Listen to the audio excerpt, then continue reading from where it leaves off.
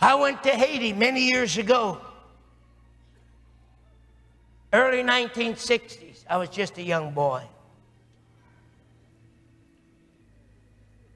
When I arrived in that nation, one of the most demon-infested nations in the world, just a little short air flight from the United States of America.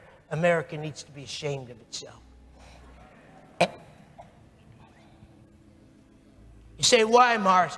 Because we claim to have so much Christianity, and we allow just an hour away from our shores one of the most demon-infested nations in the world. And we can't take it. Come on, don't look at me with that look. As a little boy, God sent me over there. Crusade, big stadium, downtown. Before I got there, my posters and handbills were torn down by the priests. And they took them into their orgies. And they put them up in their little huts. And they stuck me full of pins. And they marched around me, trying to put curses on me. When I landed, it was quite an experience. We were there as the guest of the president, Duvalier, the dictator. Now is dead. Son's been thrown out of the country. You all know what's happened in Haiti. When I landed there, and a large group of business people were there with Brother Cerullo, 20 or 30. The senators came out to meet us. Senator Arthur Bonhomme, who was a wonderful Christian, spirit-filled. They had a long motor arcade ready to go by the palace. I got off of the plane, was escorted into the leading car, long, sleek, black car. And all of a sudden, I got sick in the pit of my stomach. I said to my song leader who was alongside of me, that time it was a Swedish man. I said to him, tell that driver to get out of this motor arcade.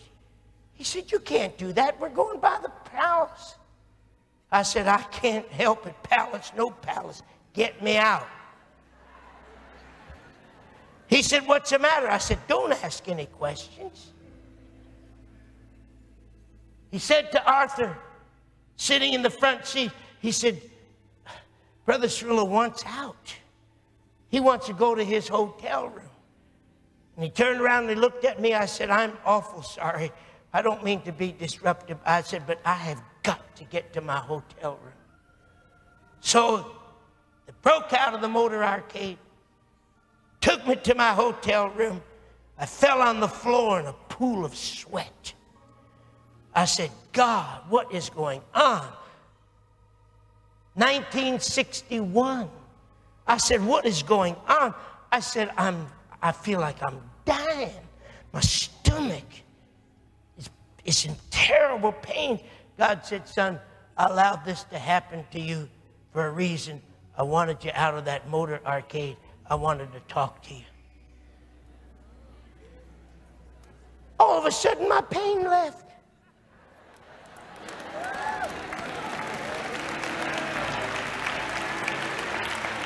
I'm lying on the floor in this hotel room. I said, what is it, God? God said, I wanted to tell you that tonight there's 300 witch doctors coming to kill you.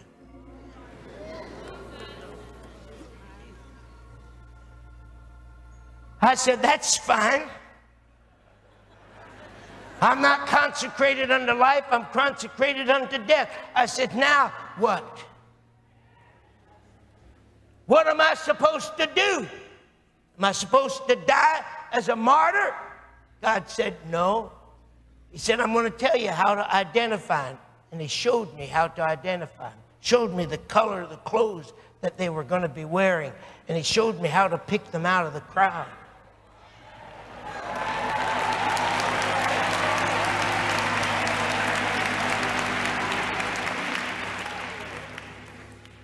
Then he said to me the most startling thing. He said to me, son, and I never even thought about this scripture way back in 1961 about Jeremiah. He said to me, son, he said, tonight, the word that you speak will be exactly as if I have spoken it. And whatever you speak, I'll bring to pass.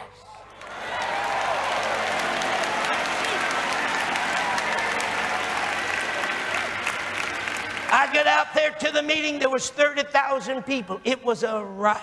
It was a mess. Demas Shakarian, at that time, who was president of the Full Gospel Businessmen's Fellowship, has now gone on to be with Jesus.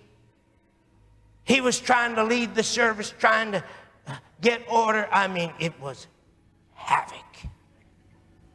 When I walked into the stadium, there was no place for me to get through. I had to walk through the crowd. Got up on the stage. As soon as I got up there, no introduction, he turned around, walked off, and gave me the microphone. The place was a mess. I stood up, greeted the people, started to talk, and God showed me what they were going to do. Little chants. They started here, and they went here, and they went there, and they went the other place.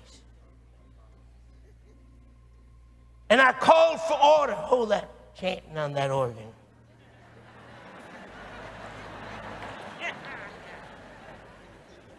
Sing Amazing Grace or something.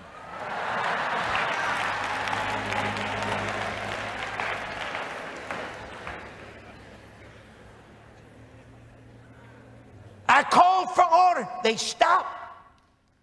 I went on and talked for 2 or 3 more minutes, and they started again. God showed me they're going to rush the platform. They're going to kill me. I called for order. They stopped. They started again.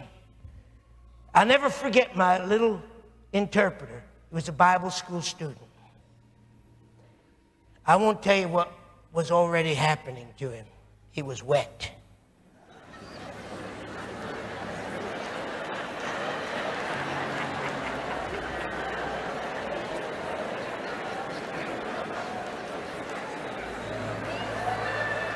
They speak a Creole French language.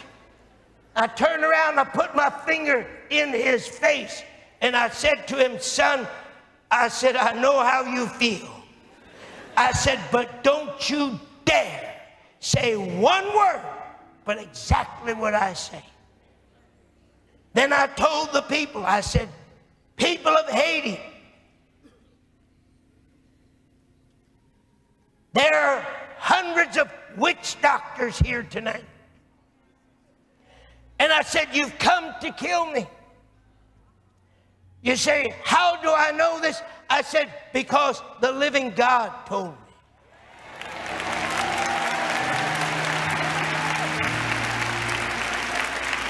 Now, this is no fooling. That platform was filled with dignitarians, because when you're invited by the dictator, they're all there. Place was filled with senators, full gospel businessmen, Demas Shakarian were all on the platform. And I said, God, the living God, has told me that you've come here tonight to kill me. I said, now I know exactly where you are and who you are. And I started to point them out. Wow. 300 of them. And I said, tonight, we're going to find out whether the devil that you serve or the God that I serve has more power.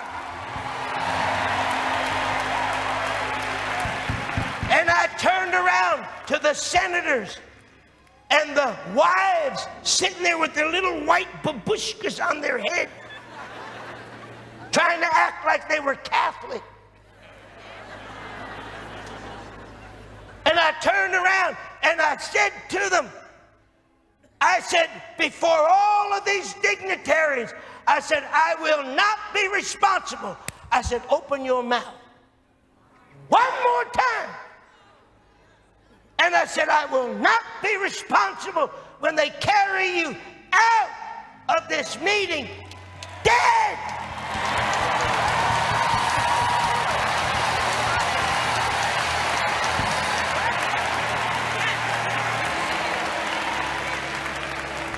You could hear a pin drop.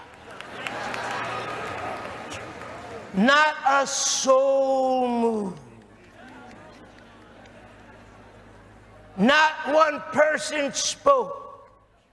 And I preached for 20 minutes, and all of a sudden, in the back of the stadium, somebody let out a scream. And they took a little baby, a little child, looked like 4 or 5 years of age, and they started to push it over the heads of the people until they got it down to the front of the platform. And I looked at my interpreter and I said, what's happening?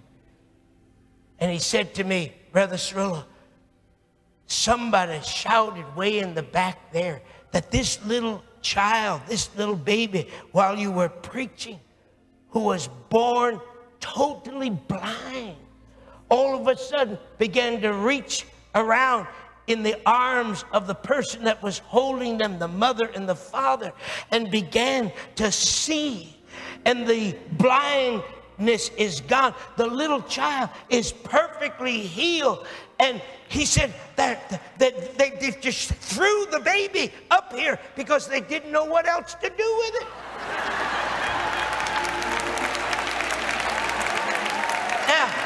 I got the mother and the father through the crowd. And when we got them through the crowd and they stood there with their blind baby, perfectly healed, perfectly healed, perfectly healed, the general behind me stood up. And I can see him to this day with all of his uniform of war. And he put his hands on his head like this and he said, scream.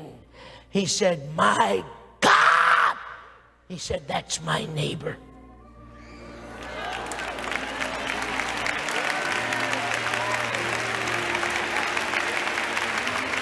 We stayed in Haiti for 3 solid weeks, night and day, morning service, afternoon service, evening service. It took only 2 weeks, and we shut the Mardi Gras down.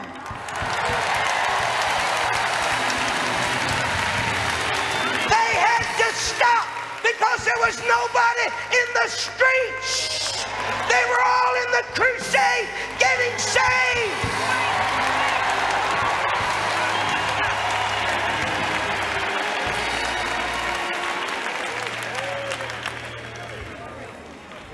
Somebody say authority. Authority.